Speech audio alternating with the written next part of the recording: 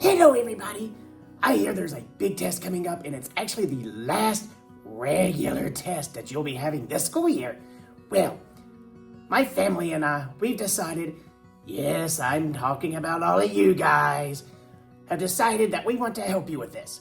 Well, this video is going to be segmented a little bit, so we're going to try our best to see if we can help you or not. So just be patient with us as we try this. Yay!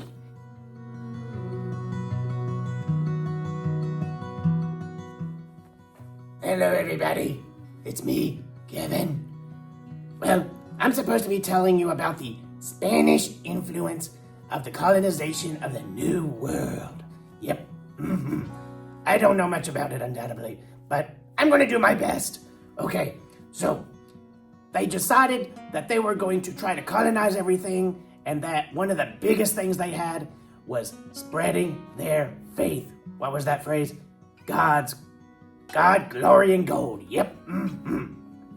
Well, part of that mission system that they created was, well, the Spanish mission system. It's actually very similar to the monastic system you've studied at one point in time in the past, but, well, not exactly. You see, first of all, you have to understand a mission has two meanings. One, it's like Mission Impossible. Do. See, that's the concept. Your mission is your goal. But, well, a mission is also a physical place. It's like a building, sort of like a church or a monastery. And what do? It's the religious center. It's where the monks stay, or missionaries stay, all that kind of thing. Well, they also typically had a fort around them called a, how do you say it, Booger? Presidio. A presidio. Now, this was a time of cannons, so if you could just imagine a church with cannons everywhere. Boom! Anyway, it was to help defend the Spanish against the French and other invading tribes. Then, sometimes these small towns would build up around it, where you'd have traders and merchants and artisans and just people that showed up. Well, this was called a pueblo. And all three of these things together created the Spanish mission system.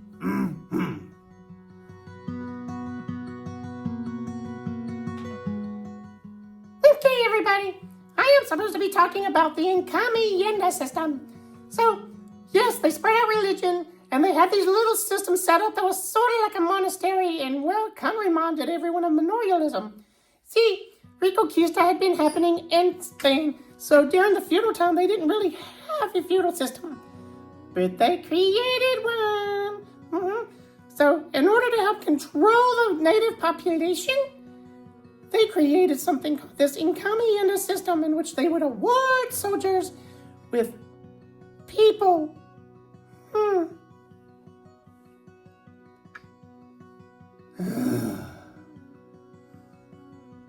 How? Yes, they would award them with people. And what did they do? Well, the idea was they were supposed to train them in the Christian faith and teach them skills in exchange for labor. But it became very, very abusive. Very, very badly.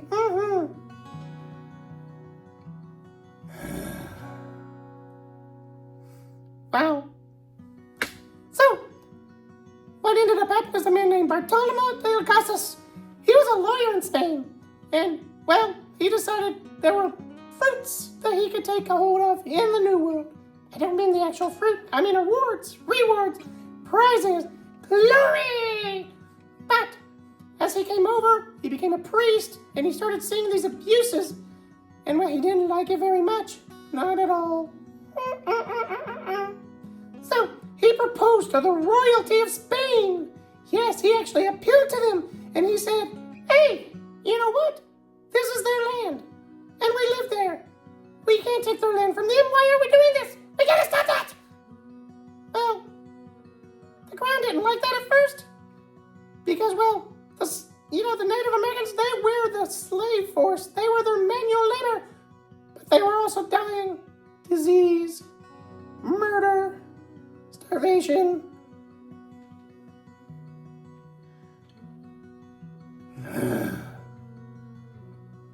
Wow.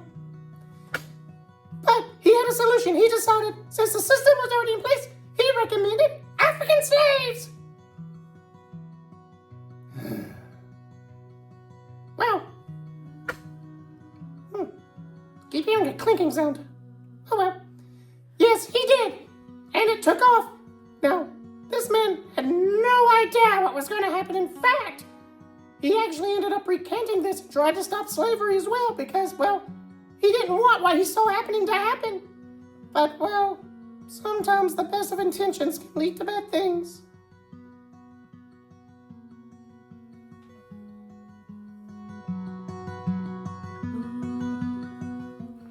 Okay, guys, we're going to talk about the Columbian Exchange. Well, I hear that was kind of a bummer at the end of the last one. Oh well, I'm sorry. Anyway, the Columbian Exchange was a title given for all the things that were exchanged between the New World, which was North and South America, and the Old World, which was Europe, Africa, and Asia. So, a quick reminder of what was coming over. In the New World, you had things like wheat. No, you didn't. You had things like corn. Yes, corn. Seems kind of corny to me. I don't want to get lost in that maze, though. Yeah. You also had squash, beans, turkey. I'm having flashbacks. And potatoes. I love my taters. But in the Old World, they had things like wheat. That's where the wheat came from. You had carrots, which were purple even. Wow. You also had sugar, cattle, because domestication was not a real thing in the United States. Neither was the United States. It was just the New World. Well, they also didn't have horses. And oh my goodness, horses changed everything for the Native Americans. It did. So, what ended up happening, there was a lot of trade going back and forth. Native Americans were taking advantage of, definitely, but they did benefit in many ways. They got new food, so healthier diets. They learned how to use guns. It made hunting for them a lot easier, as did the horses. You went from having like 5 or 6 men, 6 or 7. Okay. That would take to actually hunt down a buffalo, using things like bows and arrows or just spears, to one man on a gun. On a gun? Weird mental imagery now. Ooh! One man on a horse with a gun. Yes, he could do that. But, well, there were some negative things that happened because of the Columbian Exchange. Some of it was on accident, some of it was on purpose. First of all, let's talk about pests. You know, you have invasive species like different bugs and rodents, but then there are things that come on the rodents. Fleas, and the fleas carried the plague, but also other diseases came. So many Native Americans died, it was very sad. So many died because of simple diseases, but they never realized we could do this on purpose. And they would actually send people blankets that actually had diseases on them, just so they would get sick and die.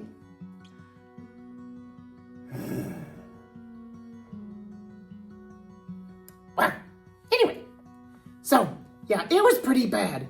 But that does bring us to our final subject. And it's, well, it's kind of dark, and I'm sorry if anybody gets upset about it, but we do have to talk about it. It is the slave trade.